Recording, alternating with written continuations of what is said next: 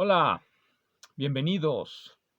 En esta oportunidad quiero continuar charlando acerca de un problema que a mí me parece complicado. Seguramente a mucha gente le parece muy sencillo, pero bueno, esas personas son más inteligentes que yo. Así que el problema que quiero tratar es el problema de las variables ocultas en la mecánica cuántica. ¿Por qué quiero tratar de este problema? Bueno, porque quiero continuar reflexionando sobre el premio Nobel que se otorgó este año a los señores Aspect, Seilinger y Clauser por sus experimentos relacionados con las violaciones de las inecuaciones de Bell. Eso es lo que comenté en la ocasión anterior, que es por lo que la Academia Sueca dio a estos señores el premio Nobel, por supuesto, incluyendo las posibles aplicaciones prácticas, los nuevos desarrollos tecnológicos que estos experimentos a donde puedan conducir estos experimentos. Bien, pero ¿qué es lo que encuentro yo interesante en esto? Bueno, quiero hablar de las variables ocultas y la mecánica cuántica. Como ya mencioné en el capítulo anterior de esta serie, las variables ocultas vienen a ser algo que Einstein, Podolsky y Rosen argumentan en su artículo que mencioné en la ocasión anterior. La mecánica cuántica es incompleta y para completarla pues se tienen que construir teorías que incluyan parámetros, parámetros que describan aquello que la mecánica cuántica deja fuera. Esa es la idea del experimento de Einstein, Podolsky y Rosen, que fue reconstruido por Bohm y fue utilizado por Bell para deducir sus inecuaciones, inecuaciones que fueron violadas y demostrado experimentalmente que fueron violadas y por lo tanto las hipótesis sobre las que se basan estas inecuaciones, pues se considera que alguna de ellas debe de estar mal, necesariamente está mal cuando aplicamos el modus tollendo-tollens, la estrategia popperiana. El experimento muestra que se vieron las desigualdades de Bell, por lo tanto alguna de las premisas debe de estar mal. ¿Cuál? A algunos les gusta decir que es la hipótesis del realismo local la que está mal y que por lo tanto la mecánica cuántica es necesariamente algo no local. Aquí me gustaría recordar que una teoría sea no local no necesariamente implica, bueno, toda la locura de la que a veces se habla cuando se habla de la no localidad, del realismo local y etcétera, etcétera, etcétera. Quisiera mencionar aquí que más que hablar de esa hipótesis de realismo local, quiero hablar de por qué menciono que esto no necesariamente implica algo muy, muy complicado o que la realidad es muy, muy extraña. De hecho, teorías no locales se conocen en la física, pues prácticamente desde que la física se construyó con Newton, porque la teoría de la gravedad newtoniana incluye una acción no local y lo mismo incluye la teoría de la electricidad cuando no se da en el formato maxwelliano. Bien, ¿qué quiere decir esto? Voy a explicarlo sencillamente. La gravedad es una teoría no local porque supone que una partícula que se encuentra en este punto afecta a una que está acá. Vamos a ponerlas aquí juntas. Esta partícula de aquí afecta a esta partícula de acá sin que se toquen. Sin que se toquen. Una teoría es local cuando las cosas se tocan. Se tocan. Entonces, cuando nosotros tenemos teorías locales, estamos suponiendo que las partículas se llegan a tocar entre sí. Una teoría no local, como pueden ver, no se necesita ir muy lejos, simplemente tengo una partícula aquí, otra partícula acá, y si esta afecta a esta o esta afecta a esta sin que haya algo en medio, es una teoría no local. Como las teorías maxwellianas, si ustedes leen el tratado de Maxwell, hay una manera de evitar la acción a distancia, que es la introducción del éter. La introducción del éter en las teorías físicas se hace para evitar la acción a distancia y para restablecer esa idea de acción física por contacto. El éter es un medio material real, independiente del observador, independiente de todos nosotros, es decir, entra dentro de las hipótesis no idealistas, como las que aparecen en la interpretación de Copenhagen de la mecánica cuántica. El éter es algo real con propiedades medibles. Eso es lo que Bueno, es el ejemplo que quiero poner de que las teorías, aunque sean no locales, no necesariamente son muy complicadas. La localidad se restablece introduciendo el éter, porque hay ya un medio en el que las partículas se chocan y la acción se va transmitiendo de partícula a partícula, o digámoslo, por choquecitos, por interacciones entre sí, interacciones locales. Entonces, eso es una teoría no local, eso es lo que nos dice la mecánica cuántica, la violación de las desigualdades de Bell, que la mecánica cuántica que es una teoría no local. Y aquí pues ya, bueno, se puede introducir una suerte de éter cuántico o cualquier cosa para restablecer la localidad, pero las teorías de éter pues no gozan de mucho prestigio en lo que podríamos llamar el flujo principal del pensamiento físico.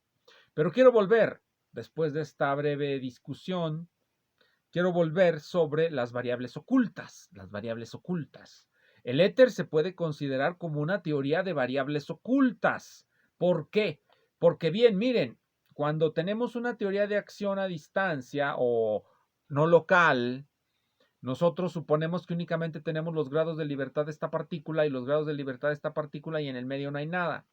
Cuando nosotros introducimos el éter, introducimos todo un conjunto de grados de libertad, los grados de libertad del éter, que deben ser descritos por un conjunto de variables. Las variables, en este caso, se llamarían también variables ocultas porque pues finalmente el éter es algo que se postula, no se ve y se debe de descubrir también experimentalmente, como muchos creyeron descubrirlo. Pues en la ciencia siempre que se postula una nueva entidad hay alguien que la ve. Cuando se postuló la existencia de Vulcano, cuando Le Verrier postuló la existencia de Vulcano, hubo gente que lo vio, pero no es hoy ese el ejemplo que quiero tratar. El éter. El éter, alguien supuso que existía y se midieron sus propiedades, se hicieron hipótesis alrededor de y luego Einstein nos mostró cómo podemos prescindir de esa hipótesis. No demostró que no existiera. No demostró que esa teoría de variables ocultas no existiera. La cambió por otra. Los grados de libertad que estaban en ese medio fluido los cambió por los grados de libertad de los campos. Las variables de campo se pueden descomponer en una infinidad de variables que son las variables ocultas. Entonces casi se puede decir que toda teoría de campos es una teoría de variables ocultas. ¿Qué es lo que se hace en mecánica cuántica? Pues se debe de tratar de construir una teoría de variables ocultas y aquí quiero introducir el tema desde la perspectiva de alguien que se llamó John von Neumann y de un libro que tengo aquí. Esta es la versión, se llama, bueno, el título es Quantum Mechanic porque nada más cupo, me imagino, eso ahí, pero en realidad se llama así. Mathematische Grundlagen der Quantenmechanik por John von Neumann. Aquí ponen Johann von Neumann, creo que ni siquiera se llamaba ni John ni Johann, sino von Neumann Janksi, era húngaro. Entonces este libro, siempre me gusta, se me hace interesante este libro, porque este libro yo lo compré en Argentina. Y cuando me lo vendieron, me dijeron que perteneció a un señor que se llamó Evelio Oclander. Este señor Evelio Oclander, supongo, compró el libro en los Estados Unidos, cuando estudió en Estados Unidos, y cuando regresó a Argentina se lo llevó, y luego yo de Argentina me lo traje a México. Es un libro que ha viajado, Por eso está algo acabado, miren, de aquí se acabó. Bien, en este libro, Fundamentos Matemáticos de la Mecánica Cuántica, en el capítulo 4 es donde se enuncia lo que se puede llamar la primera prueba de imposibilidad de las variables ocultas. Von Neumann demuestra en el capítulo 4, aquí se los enseño, en el capítulo 4, a ver si se alcanza a ver, el capítulo 4 que se titula, lo voy a leer en mi mal alemán, Deduktiver Aufbau der Theorie, que es la construcción deductiva de la teoría. Consta de tres subcapítulos, 4.1, 4.2 y 4.3, y tiene desde la página 157 hasta la 184, son alrededor de menos de 30 páginas. En estas 30 páginas, von Neumann establece lo que se conoce como el primer teorema de que no existen variables ocultas en mecánica cuántica. Por supuesto, eso fue Bohm construyó una teoría de variables ocultas, David Bohm, contradiciendo el teorema de von Neumann. Y de hecho, se pueden construir teorías de variables ocultas, y eso lo sabía von Neumann, pero la idea de von Neumann, es que él creía que las hipótesis de su demostración eran suficientes para cubrir todos los casos importantes, todos los casos realmente importantes de la mecánica cuántica. ¿Cuáles son estas hipótesis? Realmente nada más hace dos hipótesis. La primera, todas las variables dinámicas se pueden representar en mecánica cuántica mediante un operador en el espacio de Hilbert. Ese es el primer supuesto de von Neumann. Todas las variables dinámicas se pueden representar como un operador en el espacio de Hilbert. El operador en el espacio de Hilbert va a actuar sobre los estados. Es la primera hipótesis. Esta hipótesis, pues obviamente todos los que llevaron un curso de mecánica cuántica la conocen. Las variables se representan como operadores en un espacio de Hilbert. Fue realmente von Neumann quien introdujo esa innovación técnica. Los Heisenberg y Schrödinger pues realmente no introducían esos nombres, espacio de Hilbert, porque pues realmente no utilizaban, digámoslo así, las hipótesis fundamentales del espacio de Hilbert para demostrar teoremas. Von Neumann está interesado, como buen matemático, en demostrar teoremas. Heisenberg y Schrödinger y todos aquellos estaban interesados en resolver problemas físicos, no en demostrar teoremas, sino en utilizar una serie de técnicas matemáticas para poder predecir resultados que se pudieran contrastar con un experimento, experimentos espectroscópicos. Bien, entonces von Neumann sí está interesado en demostrar teoremas, por eso ese capítulo se llama muy claramente construcción deductiva de la teoría. Bien, esa es la primera hipótesis, que a toda variable dinámica le asignamos un operador en el espacio de Hilbert, y con eso von Neumann da cuenta de pues casi toda la estructura de la mecánica cuántica, porque pues en el espacio de Hilbert los operadores no necesariamente conmutan, y como no conmutan, pues ya tenemos el principio de indeterminación de Heisenberg y cosas así. Bien, el segundo principio es que a la suma de operadores corresponde la suma de sus autovalores. De esta hipótesis hará mucha leña John Bell, el de las desigualdades de Bell, las desigualdades que al ser violadas y ser demostrado que experimentalmente se violan, llevó al premio Nobel de estos tres señores que ya mencioné, Clauser, Aspect y Seilinger. Estos tres señores demuestran que las desigualdades de Bell se violan. Es una demostración experimental. Y que por lo tanto, en general, la mecánica cuántica debe ser una teoría no local. No local. Bien, pero volvamos a las variables ocultas de von Neumann. Entonces, esas dos hipótesis son suficientes para dar un resultado que es fundamental en la mecánica cuántica,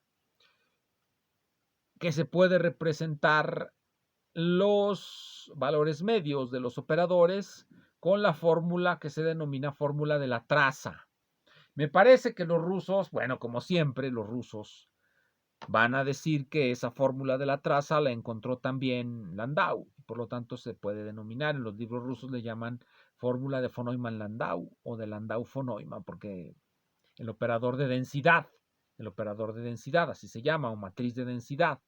Más bien operador de densidad es el nombre correcto, porque la matriz pues es cuando escogemos una base en el espacio de Hilbert y representamos el operador en esa base. Entonces así se llamaría matriz de densidad.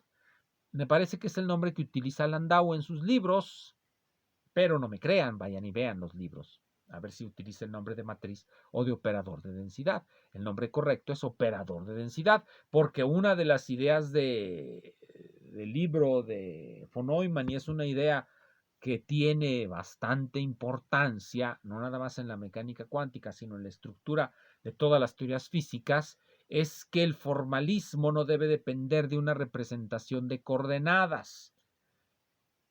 Entonces, la representación del operador que utiliza von Neumann es independiente de la base, o sea, de las coordenadas que utilicemos.